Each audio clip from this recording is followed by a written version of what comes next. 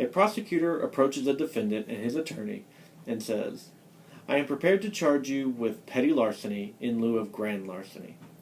If you plead guilty to the petty larceny charge, you will avoid prosecution under the state's three strikes law.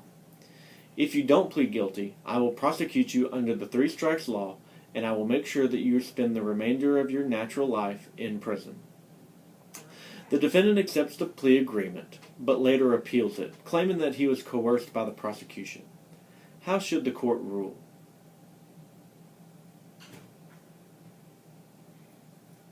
Psychological pressure can amount to coercion. Here, the question is, did the prosecutor's offer coerce the defendant to plead guilty, or did he make him choose between two alternatives? If the prosecutor's conduct amounts to coercion, then the defendant's subsequent conviction should be reversed. On the other hand, if the prosecutor simply informed the defendant of two choices and left it up to him to make the choice, the defendant's coercion argument will not succeed. The facts in this exercise point to coercion.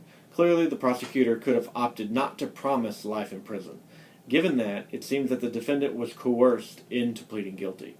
As the Supreme Court suggested in Brady v. United States, 1970, the defendant could not rationally weigh the cost and benefits of going to trial versus pleading guilty. The defendant should therefore win his appeal.